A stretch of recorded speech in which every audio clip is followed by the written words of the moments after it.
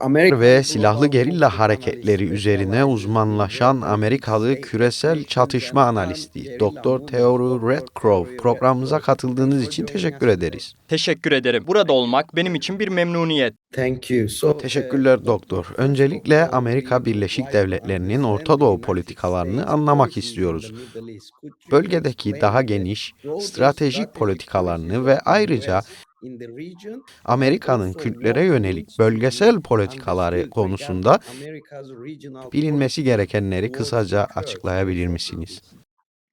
Evet, bence izleyicilerinizin de gördüğü en hayal kırıklığı yaratan konulardan biri ABD'nin Kürtlere yönelik politikasının aydan aya veya yönetimden yönetime ne kadar büyük değişiklikler gösterdiği. Sanırım herkes şunu kabul ediyor. Geçmiş çatışmalara baktığınızda Kürt halkı muhtemelen Amerika Birleşik Devletleri'nin Orta Doğu'daki en iyi müttefiki. Birinci Körfez Savaşı'nda, İkinci Körfez Savaşı'nda, Suriye'nin Rojava bölgesinde IŞİD'in yenilgiye uğratılmasında ve Kuzey Irak'taki Başur'da gördüğümüz işbirliğinde ABD ile Kürtler çok yakın çalıştı. Bu nedenle insanların hayal kırıklığı yaşadığı konulardan biri şu: ABD ile Kürtler bu çatışmalarda ne kadar iyi birlikte çalışıyorsa neden ABD hükümeti siyasi alanda Kürtleri desteklemiyor? Neden Kürtlerin özerklik elde etmesi veya haklarını kazanması konusunda siyasi destek vermiyor? Görünen o ki bu ilişkilerin çoğunda Kürtler Amerika Birleşik Devletleri'ne yardım ediyor ama Amerika Birleşik Devletleri Kürtlere siyasi anlamda yardım etmiyor. Bu daha geniş çerçevedeki temel sorunlardan biri. Bence uluslararası kamuoyunun anlamakta zorlandığı bir diğer konu da ABD hükümetinin ne kadar katmanlı bir yapıya sahip olduğu.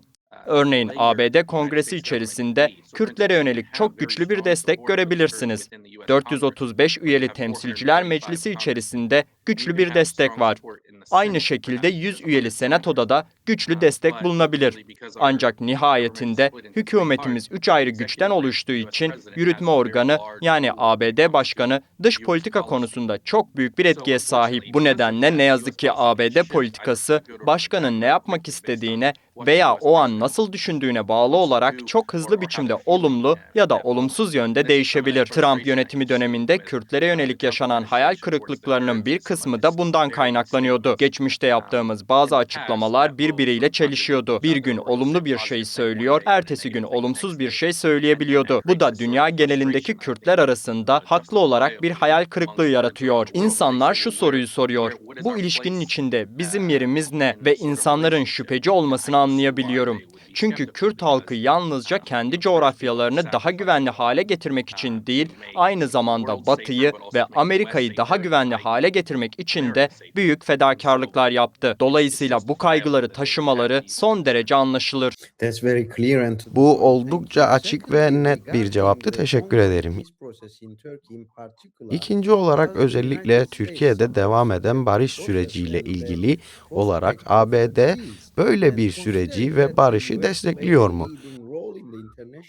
Önder Apo'nun kaçırılmasıyla sonuçlanan uluslararası komploda ABD'nin öncü bir rol oynadığı düşünüldüğünde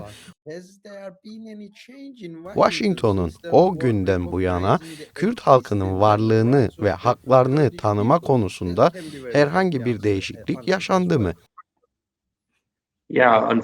Bu sorunun cevabı da aslında çok kolay. Ne yazık ki söylediğiniz gibi ABD hükümeti Abdullah Öcalan'ın yakalanmasındaki rolü için hiçbir zaman gerçekten özür dilemedi. Hatta oynadığı rolü açık biçimde kabul bile etmedi. Elbette o dönemde bu sürecin başında Clinton yönetimi vardı. Ancak ABD hükümetinin bu konudaki rolünü kabul etmesi veya yaşananlardan dolayı pişmanlık göstermesi yönünde neredeyse hiçbir şey görmedi. Konuyu bilenler elbette bunun nihayetinde Türkiye ile yapılan silah satışıyla bağlantılı olduğunu biliyor. Bu durum ABD hükümetiyle Türk hükümeti arasındaki karşılıklı bir çıkar anlaşmasının parçasıydı. Günümüzde ise ABD hükümetiyle ilgili beni hayal kırıklığına uğratan konulardan biri de Türkiye'de devam eden barış sürecine yeterince ilgi gösterilmemesi. 10 milyonlarca insanı etkileyebilecek kadar büyük bir barış süreci yaşanıyor. Normalde bu şartlarda bu tür bir gelişme çok yoğun medya ilgisi görürdü.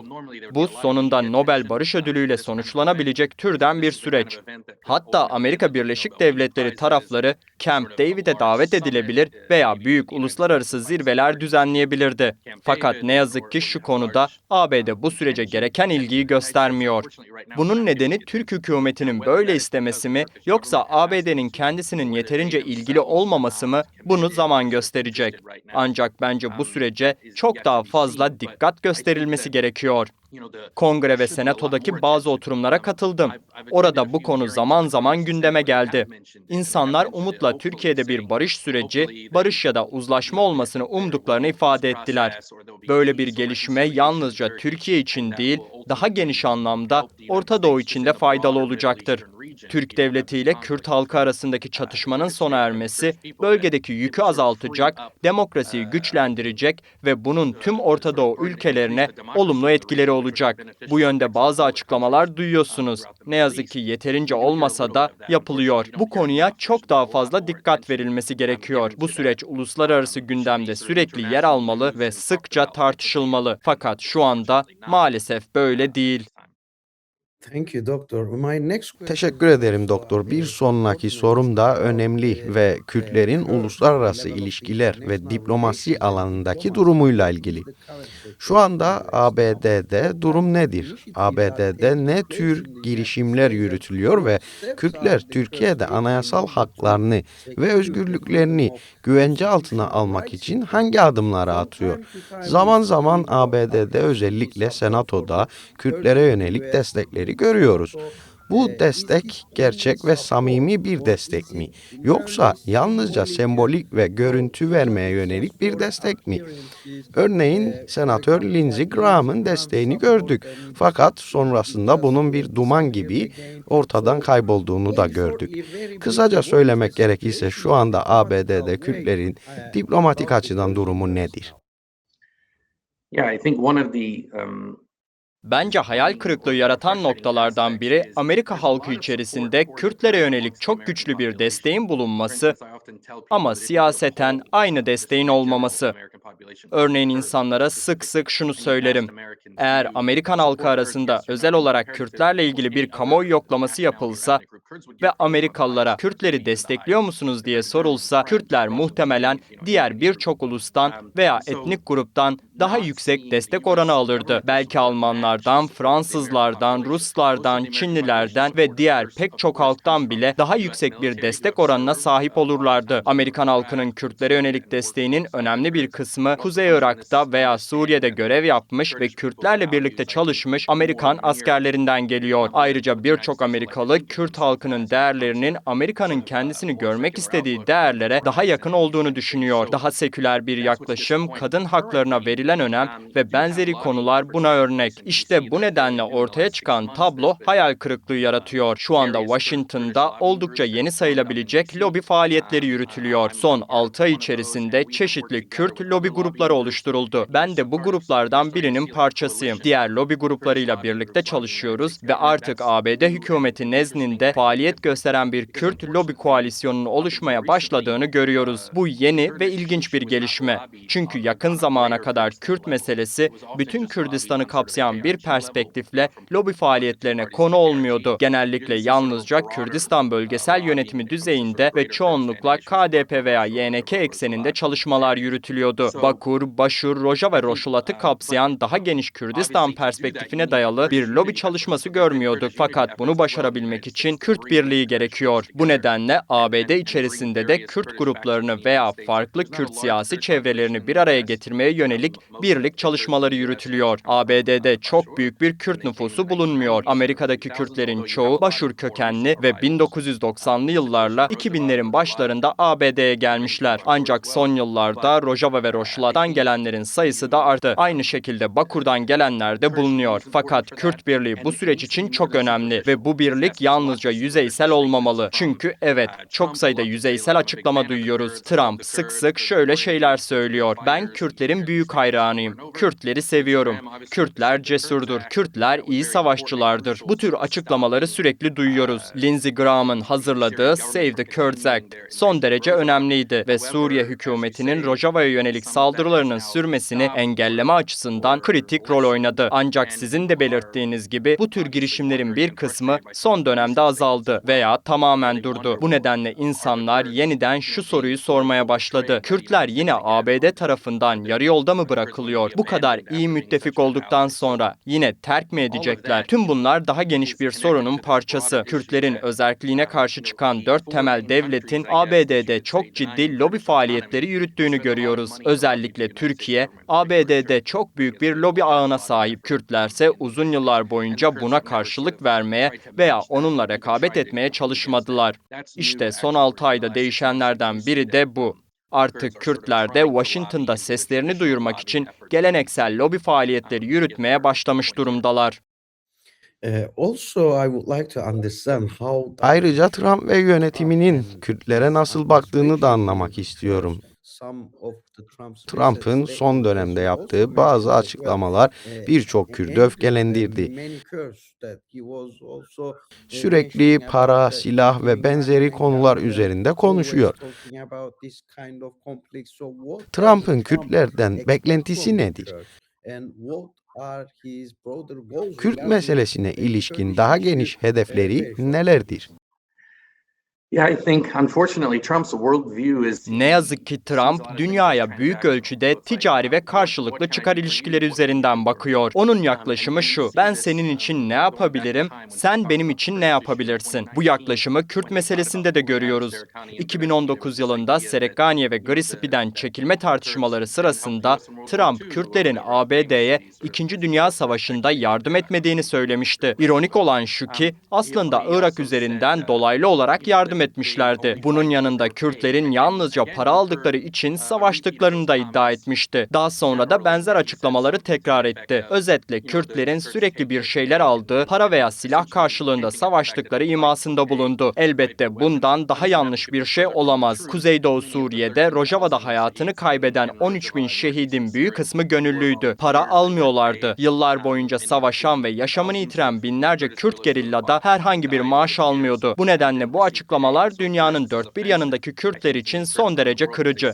Çünkü Kürtler kendilerini para veya çıkar peşinde koşan son halk olarak görmekte. Beni asıl rahatsız eden şey ise Trump'ın çoğu zaman son duyduğu şeyi tekrar ediyor gibi görünmesi. Bir danışmandan veya başka birinden duyduğu son görüşü kamuoyu önünde tekrar edebiliyor. Özellikle Erdoğan'la yaptığı telefon görüşmelerinden sonra bunu sık sık görüyoruz. Erdoğan'la konuştuktan sonra o görüşmede duyduğu bazı argümanları daha sonra kamuoyu önünde tekrar ediyor. Bu nedenle Kürtleri öfkelendiren son açıklamalarının da Erdoğan'la yaptığı görüşmelerden etkilenmiş olabileceğini düşünüyorum. Muhtemelen Erdoğan, Kürtlerin çıkar peşinde olduklarını veya paralı asker gibi davrandıklarını ima etti ve ardından Trump da bunu basın toplantısında tekrar etti. Trump buna gerçekten inanıyor mu bilmiyorum. Belki de sadece son duyduğu şeyi tekrar ediyor. Bu nedenle insanlar bazen şaşırıyor. Neden buna uygun bir politika uygulanmıyor? Çünkü çoğu zaman bu yalnızca söylenmiş bir söz oluyor, gerçek bir politika değil. Devamında Trump'ın İran Savaşı, Rojava, Kürtlerin rolü ve Abdullah Öcalan'ın özgürlüğü hakkındaki son bölümünü de çevirebilirim. Ayrıca İran'daki durumun ve özellikle Rojava'daki gelişmelerinde bu meselede etkili olduğunu düşünüyorum. Özellikle Kürtlerin Amerika Birleşik Devletleri adına bir isyan başlatmaları gerektiği yönündeki düşünce oldukça riskliydi. Açıkçası bu neredeyse mantık dışı bir beklentiydi. Çünkü ABD hava desteği sağlamayacaksa, askeri yardım veya koruma vermeyecekse, Rojavalı Kürtlerin kendilerini ve İran devletinin olası misillemelerini göze alarak ayaklanmalarını beklemek son derece tehlikeli. Örneğin bugün Rojava'da bir ayaklanma çıktığını varsayalım. 2 gün sonra da ABD İran'la bir barış anlaşması imzalasın. O zaman ayağa kalkmış olan Kürtler ne olacak? Tahran yönetiminin misillemesiyle karşı karşıya kalacaklar. İran güçleri bölgelerine girecek ve özellikle de ABD tarafından uçuşa yasak bölge ya da hava desteği sağlanmamışsa son derece ağır sonuçlarla karşılaşacaklar. olacaklardır. Bu nedenle Trump'ın bazı açıklamalarının İran Savaşı'yla ilgili yaşadığı genel hayal kırıklığından kaynaklandığını düşünüyorum. Sanırım Trump, İran Savaşı'nın çok hızlı sonuçlanacağını düşündü. İran'ın kısa sürede teslim olacağını ve işin biteceğini varsaydı. Bundan sonra da Kürtleri rejim değişikliği için kullanılabilecek aktörlerden biri olarak görüyordu. Fakat bu gerçekleşmeyince bugün Kürtleri kendi başarısızlığına gerekçe gösterdiği günah keçilerinden biri haline getirmeye başladı. Ancak genel olarak Kürtlerin endişelenmesi gerektiğini düşünmüyorum. Trump'ın Kürtlere tamamen sırt çevireceğini sanmıyorum. Çünkü kendisinin de söylediği gibi Kürtler ABD Kongresi'nde ve Senatosu'nda çok yüksek bir desteğe sahip. Ayrıca hem siyasi sağda hem de siyasi solda destek görüyorlar. Amerikan sağının Kürtleri desteklemek için kendi nedenleri var, Amerikan solunun da Kürtleri desteklemek için kendi nedenleri var. Bu nedenle Kürtlere yönelik büyük bir politika değişikliği riski görmüyorum. Ama yine de dikkatle izlenmesi gereken bir konu olduğunu düşünüyorum. Türkiye'deki barış süreci hakkında da konuşalım. Çok kısa olarak barış sürecinin ilerlemesi ve Önder Apo'nun özgürlüğü konusunda Türk devletine yönelik çağrınız veya mesajınız nedir? Elbette ilk söyleyeceğim şey Abdullah Öcalan'ın bugün serbest bırakılması gerektiği. Hatta yarın değil bugün. Aslında 26 yıl önce serbest bırakılmış olması gerekiyordu. Hatta daha da ileri giderek baştan hiç tutuklanmaması gerektiği de söylenebilir. Fakat bugün itibariyle Abdullah Öcalan'ın özgürlüğü son derece önemli ve gerekli. Esasen Öcalan özgürlüğüne kavuşmadan gerçek bir uzlaşma süreci, gerçek bir barış süreci veya bu sorunun çözümü mümkün görünmüyor. Sadece Türkiye'nin güneydoğusunda ya da Kuzey Kürdistan'da değil, 4 parça Kürdistan'ın tamamında düğümlenmiş olan bu sorun çözülemeyecektir. Bu adeta bir Gordiyon düğümüdür ve Abdullah Öcalan hapishaneden çıkmadan bu düğüm çözülemeyecektir. Tarih boyunca bunun doğruluğunu gösteren çok sayıda örnek var. Bence Türk devleti ve hükümeti de bunu yavaş yavaş anlamaya başlıyor. Bir noktada onu serbest bırakmaları gerektiğini fark ediyorlar. Çünkü yayımlanan her açıklama, her mektup ve her mesajla birlikte Abdullah Öcalan olgunluğunu ortaya koyuyor. Devlet adamlığı niteliğini gösteriyor. İntikam peşinde olmadığını gösteriyor. Uzlaşmadan yana olduğunu gösteriyor. Türkiye Cumhuriyeti içerisinde gerçek bir demokrasi talep ediyor. İşte bence en büyük hayal kırıklığı da burada. Çünkü önümüzde gerçek bir barış süreci yaratmak için çok büyük bir fırsat bulunuyor. Ancak Güney Afrika örneğine baktığınızda Nelson Mandela'nın söylediği çok önemli bir söz vardır. Yalnızca özgür bir insan müzakere edebilir. Öcalan'la gerçek anlamda bir müzakere yürütmek istiyorsanız onu özgür bırakmanız gerekir. Böylece medyayla görüşebilir, gazetecilerle konuşabilir, uluslararası liderlerle temas kurabilir. Belki belirli bir evde ya da özel bir statü altında yaşayabilir. Nelson Mandela örneğinde de benzer bir uygulama olmuştu. Kendisine tahsis edilen bir yerde insanlar onu ziyaret edebiliyordu. Bugün Öcalan için de benzer bir modele ihtiyaç var. İnsanların kendisini ziyaret edebileceği, onun medyayla konuşabileceği ve barış sürecini organize edebileceği bir ortam oluşturulmalı. Ayrıca gerçek bir barış süreci için çözülmesi gereken başka meseleler de var. Örneğin 10 yıllarca dağlarda bulunan binlerce Kürt gerilla ve savaşçının geleceği ne olacak? Eğer isterlerse Türkiye şehirlerine dönmelerini sağlayacak bir mekanizma oluşturulmalı. Normal yaşama nasıl dönecekler? Bu nasıl gerçekleşecek? Bu tür bir barış sürecinde düşünülmesi gereken çok sayıda konu var. Şu anda yapılanların önemli bir bölümü sembolik görünüyor. Bayramlarda yapılan ziyaretler, gönderilen mektuplar ve benzeri adımlar. Fakat artık somut adımların atılması gerekiyor. Çünkü insansız hava araçlarının, yüksek teknolojili silahların ve modern savaş araçlarının bulunduğu bu çağda 40 yıl daha savaşmanın hiçbir tarafa faydası olmayacaktır. Benim umudum barış sürecinin devam etmesi. Bu süreç için güçlü uluslararası desteğe ihtiyaç var. Avrupa Konseyi'nin bu konuda kilit bir rol oynaması gerekir. Öcalan'ın umut hakkını tanımaları gerekir. Uluslararası hukuk esasen hiçbir insanın ömür boyu ve umutsuz biçimde hapiste tutulmayacağını kabul eder. Öcalan 25 yıllık eşiği aşmış durumda. Bu nedenle uluslararası hukuk temelinde derhal serbest bırakılması gerekir. Çok teşekkür ederiz Doktor Theory Redcroft, devletsiz halklar konusunda uzmanlaşmış Amerikalı küresel çatışma analisti. Röportaj teklifimizi kabul ettiğiniz ve değerli görüşlerinizi paylaştığınız için çok teşekkür ederiz. Ben teşekkür ederim. Umarım bir sonraki görüşmemizde Öcalan özgürlüğüne kavuşmuş olur ve Kürtler demokrasi yolunda daha ileri bir noktaya ulaşmış olurlar. Çok teşekkür ederim.